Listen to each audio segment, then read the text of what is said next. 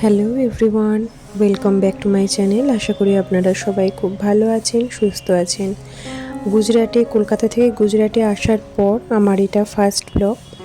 তো অনেক দিন বাদেই আর কি ব্লগটা আবার শ্যুট করছি, ভিডিও করেছি। এসে আর কি ভালো লাগেনি, এজন্য আর ভিডিও অন করা হয়নি সেইভাবে। মানে এক সময় মনে হচ্ছে অন করি, কিন্তু সারাদিন অন করে রাখতে পারছি না, এরকম কিছু কারণের জন্য হচ্ছিল না। তারপর এসে পুরোটাই আবার সোমের বাবার অফিস ছিল, পুরোটাই মানে ঘরের সমস্ত কাজ সব আমাকেই করতে হচ্ছিল। আর সামনে মিঠিরও বার্থডে আসছে, তো আর কটা দিনই বাকি আছে।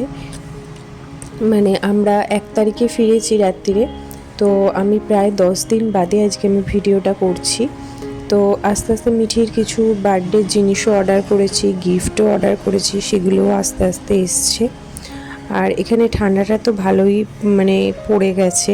আর দেখুন রোদটা আগে আসতো সাইডের দিকে, আর এখন পুরোটা একদম ঘরের ভেতরে আসে।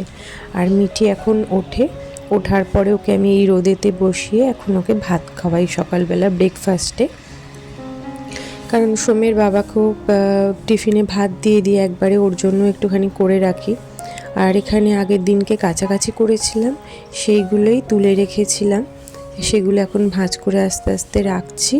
আর মিঠিও উঠে পড়েছে, এখন ওর ঘুম ভেঙে গেছে, তাড়াতাড়ি উঠেই পড়েছে। আর আমার চাটা এখন খাওয়া কমপ্লিট। আর এখন শীতকাল তো, ওই জন্য শীতকালে এখন চাটা একটু খাওয়া পড়ছে। সকালবেলা একটু গরম জিনিস মনে হয় একটু খাই, আদা দিয়ে চাটা খেলে বেশ ভালো লাগে, গলাটা ধরে যায় সকালবেলাতে না হলে। তো এখানে এখন আমি এগুলো গুছিয়ে টুছিয়ে নিচ্ছি, ঘর দোরও একটুখানি ডাস্টিং করব। এখন আমি যিনি আমার ঘর মুছে দেন, দুটো কাজের লোক আর কি রাখা হয়েছে, কারণ আমার একার দ্বারা পসিবল হচ্ছিল না। মানে যিনি ঘর মুছে দেন উনি ডাস্টিংটা করে দেন, তো ওই জন্য আমার একটুখানি কাজটা হালকা হয়েছে। আর বাসন মাজার জন্য আলাদা আমি লোক রেখেছি, কারণ একটা লোক কামাই করলে না তখন পুরোটাই নিজের ঘাড়ে চলে আসে, পড়ে যায় আর কি। আর সোমকে তো স্কুল দিয়ে আসা নিয়ে আসা সমস্তটাই করতে হয়। আর এখন সোমের স্কুলটাও খুলে গেছে, সোমকে অলরেডি আমি স্কুলে দিয়েও এসেছি। দিয়ে এসে আর কি এই ঘরে টুকটাক, মিঠি ঘরে শুয়ে থাকে, তো তখন আর বিছানাটা তুলতে পারি না। তো এখন মিঠি উঠে পড়েছে, ওই জন্য বিছানাটাও একটু পরিষ্কার করে নিলাম, নিয়ে মিঠিকে খাইয়ে আমি নিজে ব্রেকফাস্ট করে তারপরে রান্নার কাজে লাগবো। আর আমার যে দুটো লোক আছে তারা আসেও একটু বেলা করে, একজন 10:30টায় আসে আর একজন 11টার দিকে আসে, 11টার পরই প্রায়। তো তার জন্য আমার এখন রান্না করতে একটু দেরি হয়ে যায়, তাড়াহুড়ো লেগে যায়, কিন্তু কাটাকাটিগুলো আমি একটু করে রেডি করে রেখে দিই। তো তার জন্য, কারণ আমাকে 1টার মধ্যে তো রান্না শেষ করতে হয়, না হলে মিঠির আবার এই সোমকে আনতে যেতে হবে স্কুলে, কারণ মিঠিকে খাইয়ে রেখে চান করিয়ে তারপরে আমাকে সোমকে আনতে যেতে হয়, না হলে মিঠির অনেকটা বেলা হয়ে যায়। তো যেদিনকে মিঠির আবার ব্রেকফাস্ট করতে দেরি হয় সেদিনকে আমি সোমকে স্কুল থেকে নিয়ে এসে তারপরেই ওকে আমি খাওয়াই, নিয়ে এসে বসাই, না হলে খেতে পারে না ব্রেকফাস্ট করতে দেরি হয়ে গেলে। তো তারপর এখন আমি রান্না করে নিচ্ছি। আর মিঠির কলকাতায় গিয়ে তো খুব শরীর খারাপ হয়েছিল, তো ওর পেটের প্রবলেম হয়েছিল খুব। তো এখানে আসার পরে ডাক্তার আর কি বলেইছিলেন যে ওকে স্টুয়ের ওপরই রাখতে, কারণ অনেকটাই রোগা হয়ে গেছে, ওয়েটটাও অনেকটা কমে গেছে। তো ওয়েটটা গেইন করার জন্য খিচুড়ি আর এই স্টুটাই আর কি ডাক্তার রেকমেন্ড করেছে যে ডেলি দেওয়ার জন্য। তো এখানে আমি মিঠির স্টুটাই বানিয়ে নিচ্ছিলাম। আর তারপর আমাদেরও দুপুরের লাঞ্চটা করে নিয়ে তারপর আবার সোমকে আনতে যাব।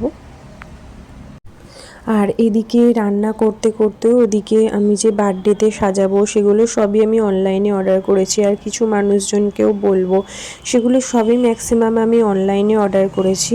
তো সেগুলো আস্তে আস্তে টুকটুক করে ঢুকছিল, সেখানে আমাকে বারবার যেতে হচ্ছিল, গিয়ে পেমেন্ট করতে হচ্ছিল।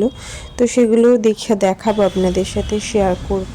আর এখন সন্ধে হয়ে গেছে, এখন আমি চা বিস্কুট নিয়ে বসেছি, দুজনেই নিয়ে বসেছে। মিঠিও আজকে বললো যে আমি চা বিস্কুট খাবো। এখন বিস্কুট দিয়ে ভিজিয়ে খাও, তারপর পরে চা দিয়ে ভিজিয়ে খাবে, এই চাটা পরে খাবে। এখন জিভে ছাঁকা লেগে যাবে। এখন বিস্কুটটা ভিজিয়ে খাও।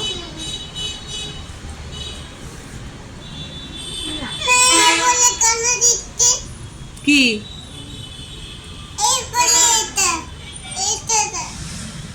তোমাকে ওইটাই দিয়েছি, দেখো ওটাই দিয়েছি।